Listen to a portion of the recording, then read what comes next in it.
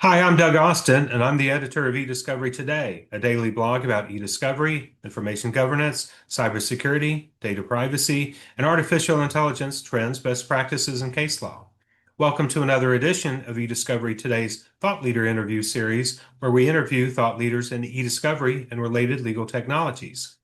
Today's guest is a data scientist who has over 25 years of experience in data science and technology, much of it in legal technology. Alexis Mitchell of Syllo. Welcome, Alexis. Thank you, Doug. Before we get started, let me introduce Alexis.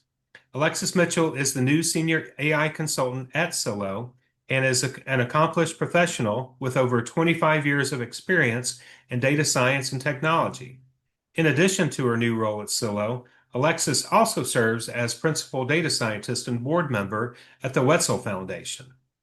Previous roles include Director of Advanced Technology at a major legal technology provider, Director of Linguistics and Customer Success at a risk and compliance technology company, Principal Data Scientist at several leading legal technology companies, as well as various senior positions at other organizations contributing to e-discovery and data analysis initiatives. Alexis's career began at the Linguistic Data Consortium with a focus on project coordination and linguistic analysis, and educationally, Alexis holds a BA in linguistics from the University of Pennsylvania. Ready to get started, Alexis? Yeah, sounds good. Okay. So first off, congrats on the new role at Syllo. So why did you decide to join the Syllo team, and what will your new role entail? Oh, thank you, Doug. I am so excited to be part of the Syllo team. What I really look for is great people and great technology. I've had the privilege to work with a bunch of great teams and great technology over the years, and Syllo is no exception to that. My role is going to be focused on advancing the integrated unified platform that Syllo has, helping legal teams across e-discovery workflows, but also kind of post-production case management and other workflows as well. So finding those places and helping teams take advantage of the technology that we can bring to bear. That sounds very interesting. So, as I mentioned in your intro, you hold a degree in linguistics and you've had linguistic related roles in your career. So, how does your expertise in linguistics relate to the use of AI at Syllo? So usually what people are asking me is, what is it that a linguist is doing in e-discovery in general? And as it turns out, linguists are people who love data, love language data, and really like to solve problems. And so, uh, as a group, we tend to self-select into roles and industries where there's a lot of data to play with and complex problems to solve. And that's sort of that's the main reason that Syllo is an appealing place and eDiscovery for that matter. Yeah, hey, if you like data, eDiscovery is the place to be because that's what we're all about these days is lots and lots of data and trying to make sense of it all. So, no doubt about that. So, um, one of the questions about the emergence of generative and agentic AI is how will that impact the use of technology assisted review by legal teams? So, how do traditional TAR 1.0 and TAR 2.0 CAL models differ from the linguistic approach you're helping Syllo achieve, and why is that distinction important? Yeah, so I think about this in terms of kind of the progression of the technology as applied to the, kind of e-discovery problem over time. So if you think of search terms as giving you exactly what you ask for, even if it's not what you really want, that's sort of a basis for, the introduction of technology into this space. Sure. TAR, on the other hand, gives you, takes in examples and matches those patterns with statistical models. And so you could think of that as giving you more of what you've already found. You provide those examples and it, depending on the workflow, it gives you more like that. the way that that works. So generative AI is kind of switching this up a bit, right? So here with the added language understanding and those reasoning capabilities that come to us with the use of generative AI, it's almost like the generative AI systems are giving you what you ask for with a lot more understanding of what that means. Um, and then finally, adding agentic AI capabilities to this mix does a bunch of things in our Syllo workflows. I think the most interesting, though, is it's allowing the system to coordinate and organize its work to optimize for speed and accuracy. And so the linguistic approach comes into that language understanding and how we use the reasoning that comes out of the systems. Okay. So, let's put this in attorney terms. What are the differences you see in how attorneys are able to use AI in their cases as compared to how they have been historically using TAR? Yeah, so it comes back again to that language understanding and reasoning capability. So, previous techniques for addressing large data didn't have that added ability. And so it took a long time, and there were a lot of steps involved in understanding if there were gaps, what are the gaps, what are these outputs that we have. Traditional TAR workflows can't answer questions about their findings, can't give you those kinds of rationales. And so with generative AI, we're able to create workflows that connect a bunch of dots that were really hard to connect before. Sure. Well, and I mean, obviously, one of the things about TAR over the years, sure, you get an indication that your documents are more or less likely to be responsive, but you don't really get the rationale that explains it like you do with generative AI. That certainly is something that people can relate to, and that's one of the things that obviously is why it's so compelling. Certainly. Yeah, Um, TAR systems were really designed to handle the big data part of the problem, but not right. those whys. Answering the whys Exactly. is what we're able to do now.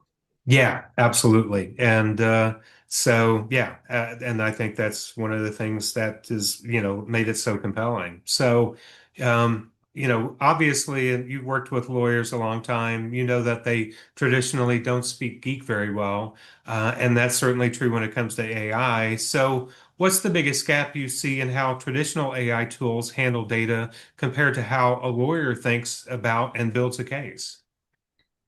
That's a great question, Doug. So I guess at the heart of it, the traditional AI tools, TAR tools, weren't really designed to answer the questions that lawyers have when they're building a case. They were designed to solve that big data problem and did that very effectively.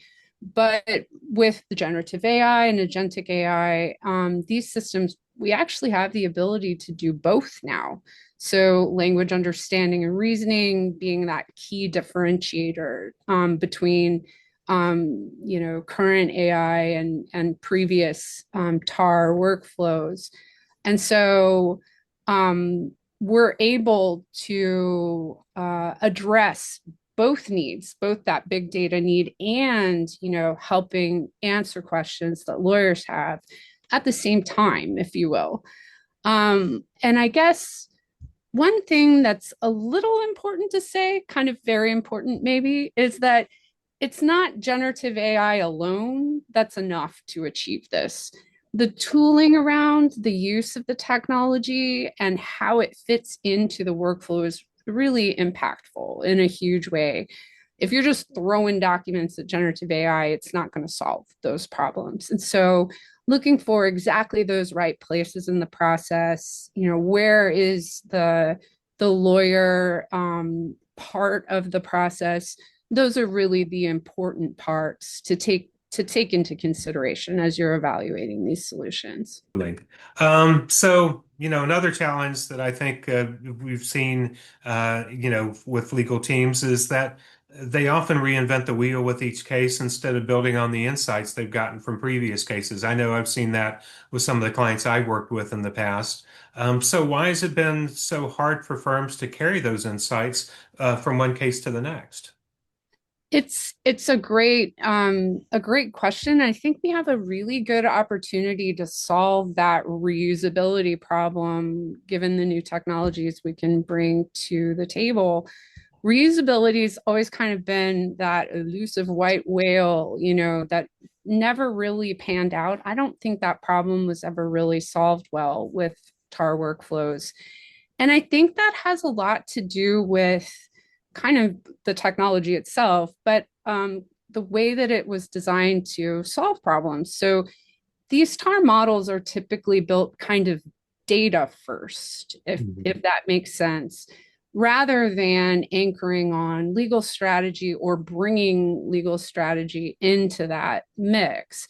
And when you take a data first approach to building a model, it doesn't really help you in a new situation unless that data stays largely the same as well. And so here, the generative AI workflows don't have to be data first. They can, include they have that language understanding and can include more depth. And Mhm. so I think that the way these technologies work does give us a good chance to solve that problem. Okay, so how do you get from that point, that part of beginning to use that past work into to turning it into a long-term strategic asset? We're already seeing that the disruptive result of incorporating these new technologies into legal workflows. And I think we're going to see that a lot more. The connecting those dots, the uses of the language understanding and reasoning capabilities of generative AI, when we're able to integrate these workflows together and really infuse them with the lawyer's point of view, I think that that's kind of going along that line really well. That's going to be great when we get to that point for sure. So, last question I always ask, what else would you like to tell our audience about what you and Syllo are, or since you just joined them, will be doing? I think really we're seeing quite a lot of adoption of these workflows, not just to solve eDiscovery problems, but also downstream. At Syllo, we're going to continue to be kind of pushing that direction further, be it witness kits, timelines, motions to disqualify, things like expert rebuttal analysis. All of these downstream activities are really uh, ripe for both technology infusion, but also a connection back to that e-discovery workflow. Yeah, and I think we're just scratching the surface. You just mentioned several use cases there that I think we're not really talking about. So it's an exciting time for sure. So, It absolutely is. all right. So I want to thank my guest, Alexis Mitchell of Syllo. Thanks, Alexis. Thank you, Doug. And I want to thank all of you for tuning in to another edition of eDiscovery Today's Thought Leader Interview Series. See you next time on the eDiscovery Today video network. Goodbye.